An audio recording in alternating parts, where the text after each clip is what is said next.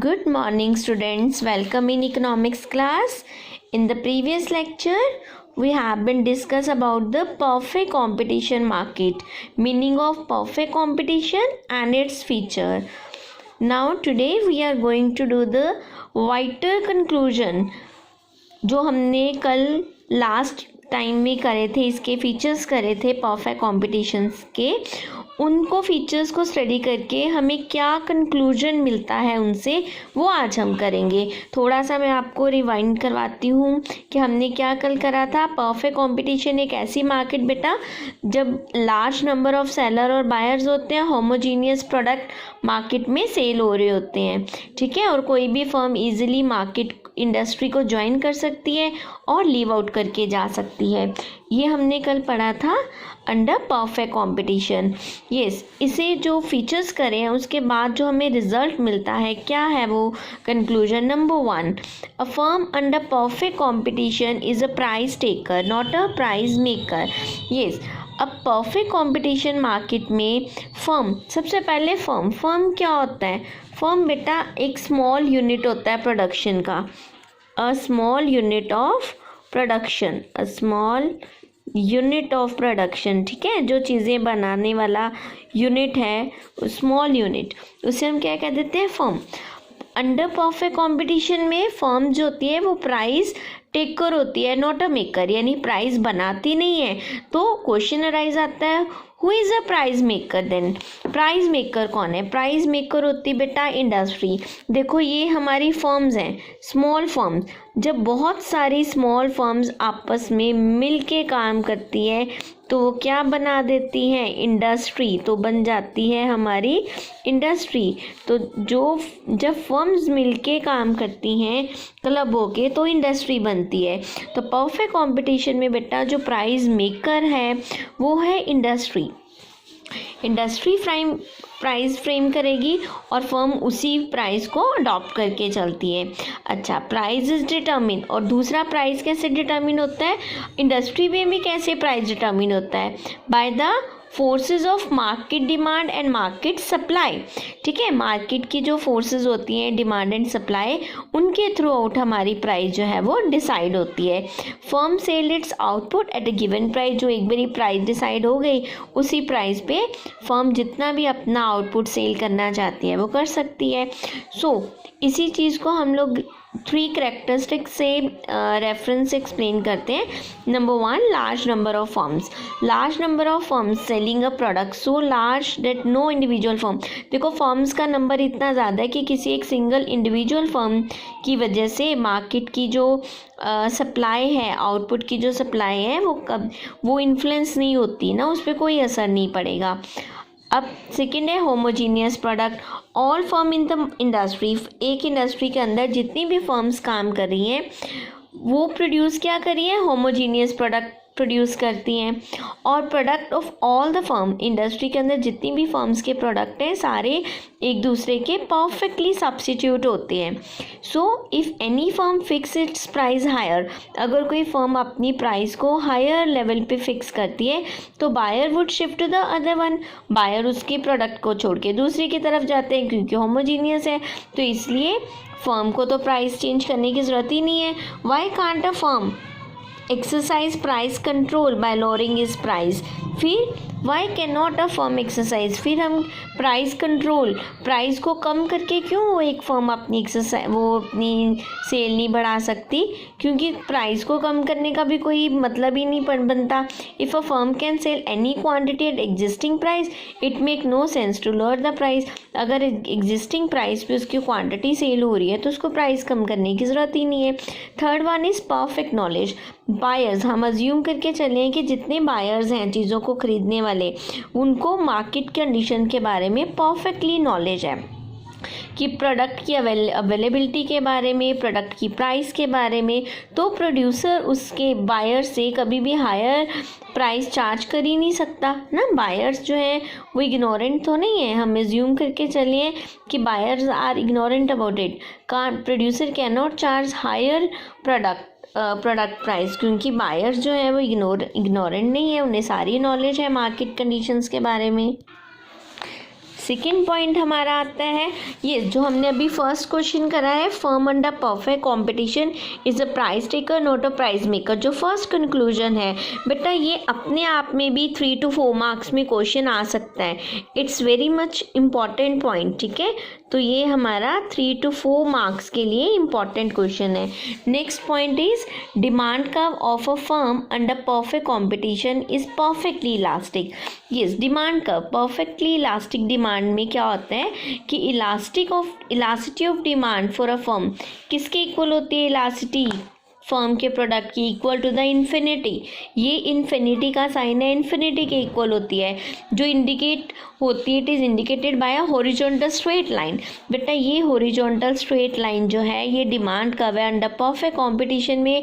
इसका मतलब है firm can sell any amount of commodity at prevailing price. जो एक मेरी प्राइस डिसाइड है उस पर एक प्रोड्यूसर जो है कि जितनी भी चाहे अपनी कमोडिटी को सेल कर सकता है। क्लियर? अब ये वाला पॉइंट हमारा क्या दिखाता है, इसमें हम लोग देखते हैं कि जो कमोडिटी की प्राइस है ओपी लेवल तक फिक्स है, ठीक है। एक प्रोड्यूसर जो है वो ए लेवल तक भी चीज़ें बेच सकता है, क्वांटिटी बेच सकता है, और ओ बी लेवल तक भी अपना सेल कर सकता है ना। और इवन अगर प्राइस में बहुत स्लाइटली सा चेंज भी आता है, इंक्रीज भी होती है, तो उससे हमारी demand means that demand is zero, but a slightest increase in price would mean that the demand is zero. Even more than that कि हम कितनी भी चीज़ें मार्केट में बेच सकते हैं, बट अगर प्राइस में स्लाइडली सा भी चेंज आता है तो उसका हमारी डिमांड पे इफेक्ट पड़ता है। यस, तो ये चीज़ याद रखनी है कि परफेक्टली इलास्टिक डिमांड कर्व में firm has no control over price, ठीक है। एमसीक्यूज में पूछा जा सकता है कि फर्म का कंट्रोल होता है? नो, फर्म का कंट्रोल नहीं होता प्राइस के ऊपर।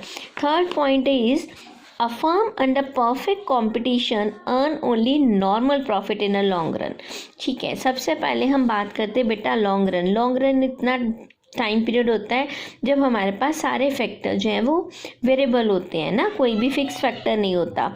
तो लॉन्ग पीरियड में 3 तरह के नॉर्मली हमारे पास 3 सिचुएशंस आती हैं। वो 3 सिचुएशंस कौन कौन सी हो सकती हैं? नंबर 1 हमारे पास सुपर नॉर्मल प्रॉफिट हो सकता है ना।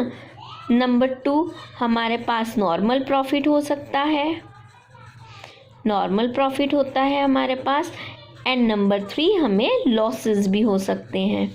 ठीक है, 3 कंडीशन, या सुपर नॉर्मल प्रॉफिट होएगा, या नॉर्मल प्रॉफिट होएगा, या लॉस होएगा। ठीक है, सुपर नॉर्मल प्रॉफिट बेटा तब होता है जब हमारी कॉस्ट कम होती है, रेवेन्यू बहुत ज़्यादा होता है। जितना गैप होएगा कॉस्ट और रेवेन्यू में उतना हमें सुपर नॉर्मल प्रॉफिट होएगा। अच्छा, जितनी कॉस्ट, जब कॉस्ट इक्वल होएगी रेवेन्यू के तो वो हमारा नॉर्मल प्रॉफिट होएगा। Normal profit means no profit no loss.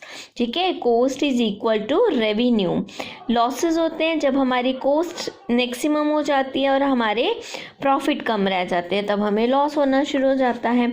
अब अंडर परफेक्ट कंपटीशन में हम लोग स्टडी कर रहे हैं कि अंडर परफेक्ट कंपटीशन में किसी फर्म को नॉर्मल प्रॉफिट ही मिलता है। इसका रीज़न क्या है? हमने एक फीचर करा था इसका परफेक्ट कंपटीशन का, there is freedom of entry and exist under perfect competition. कि अंडर परफेक्ट कंपटीशन में कोई भी फर्म इंडस्ट्री को इजीली ज्वाइन भी कर सकती है और छोड़ के भी जा सकती है। In situation of extra normal profit, अगर किसी कंपनी इंडस्ट्री को एक्स्ट्रा नॉर्मल प्रॉफिट यानी सुपर नॉर्मल प्रॉफिट हो रहा होता है तो बहुत सारी न्यू फर्म्स उसको जल्दी से ज्वाइन कर लेती है इंडस्ट्री को, यानी कि नंबर ऑफ फर्म्स इंडस्ट्री में इंक्रीज हो जाता है। प्रॉफिट ज़्यादा फर्म्स में डिस्ट्रीब्यूट होएगा तो रेशो कम हो जाएगी। इसी तरह जब कंपनी को लॉस होना शुरू होता है तो बहुत सारी फर्म उसको लीव आउट कर जाती हैं। Number of firms under industry कम हो जाएगा जिसकी वजह से उनका जो लॉस है वो कम हो जाएगा।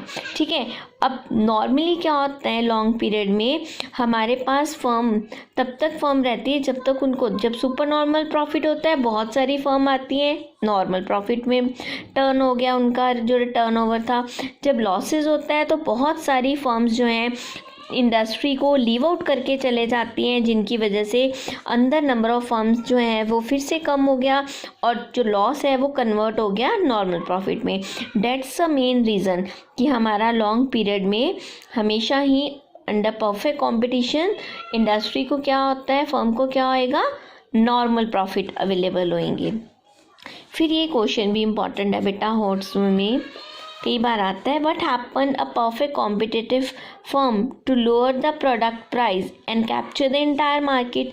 कि क्या होएगा जब एक कॉम्पिटिटिव फर्म सोचेगी कि मैं अपनी कमोडिटी की प्राइस कम करके अपनी मार्केट को इंक्रीज़ कर लूँ। 2 पॉइंट इसके लिए हम लोग स्टडी करेंगे। पहले, why should a firm lower the price, क्यों वो करेगी।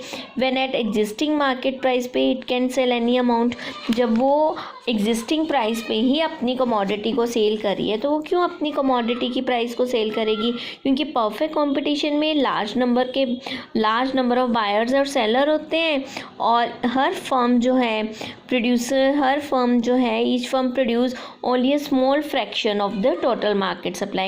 हर फर्म स्मॉल फ्रैक्शन मार्केट में प्रोड्यूस करके देती है, लिमिटेड प्रोडक्शन कैपेसिटी होती है। इफ़ एन इंडिविजुअल फर्म, अगर एक इंडिविजुअल फर्म अपनी कमोडिटी की प्राइस को लोअर लेवल तक लाएगी तो all buyer in the market will rush to this firm, तो सारे जो बायर्स हैं वो इधर रश करेंगे for supply of the product. But by definition एक फर्म जो है वो स्मॉल यूनिट है, firm is so small that it can't produce enough for all the buyers. अब उसका यूनिट ही स्मॉल है, फर्म है, it means small unit of production है, तो वो सबके लिए, सब बायर्स की डिमांड को तो पूरा ही नहीं कर पाएगी ना। Hence the possibility of capturing the entire market bye lowering the price is ruled out. ठीक है, इसका मतलब है कि वो ये वाली प्राइस को कम करके ओवरऑल मार्केट में अपना जो रूल है एंटायर मार्केट को कैप्चर जो है वो नहीं कर पाएगी, क्योंकि वो सप्लाई नहीं कर पाएगी इतनी ज़्यादा कमोडिटीज़ की। ठीक है, ये था हमारा 3 जो वाइटर कंक्लूजन हमने लिए अपने परफेक्ट कंपटीशन मार्केट से। It's very important. Thank you बेटा।